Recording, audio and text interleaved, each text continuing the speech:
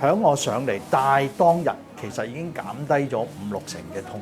咁而過去嗰1個星期，我繼續戴呢個矯形器咧，係減少咗超過8成以上。咁所以我對呢個治療方案都好有信心。如果我而家冇咗個矯形器，我都唔知點算啦。係真係嘅，呢個冇誇張。我今日係真誠、真實嘅分享嚟。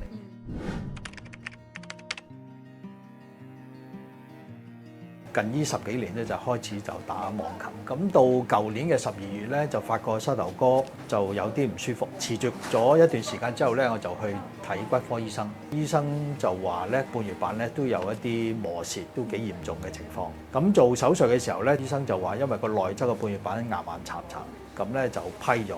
咁批咗之後咧，手術到而家已經接近5個月有多啦，咁但係咧過去嗰4個幾月咧，隻腳持續都係好腫嘅。之後咧到3個幾4月咧就開始行平路行唔到啦，行平路咧係好痛好痛。出現嘅情況我相信就係因為骨磨骨啦，有翻去再揾骨科醫生覆診嘅。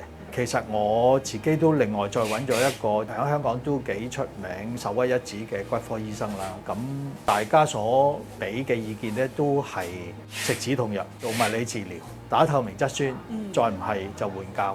我係第一次打嘅啫，透明質酸。打完之後，其實當日我都覺得冇乜作為，因為已經係繼續痛。個原因係正如 Medex 嗰個網頁裏邊嘅介紹啦，因為醫生咧批咗我內側嘅半月板，咁其實咪變咗係差唔多冇箍水嘅情況之下就會骨磨骨。咁打透明質酸落去其實都冇乜用啊，因為你唔可能即時就可以將骨磨骨改善啊嘛，你唔可以將佢擴張空間啊嘛，咁咪會繼續骨磨骨咯。咁所以打透明質酸就我自己覺得就真係冇乜作用。咁樣落去咧，其實嚴重影響到我嘅生活嘅，因為我行一步都痛。我可以再分享一個感受咧，就係我搭地鐵去到我要上班嘅地方，我唔敢出地鐵，我知道我要行翻去咧係一個好艱辛嘅路程。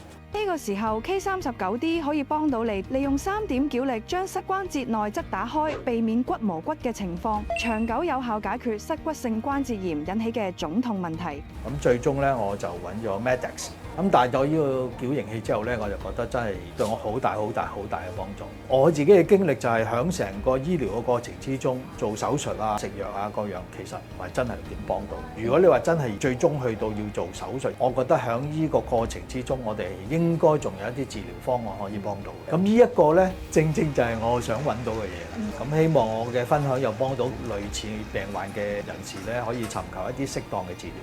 仲唔快啲嚟預約免費試戴？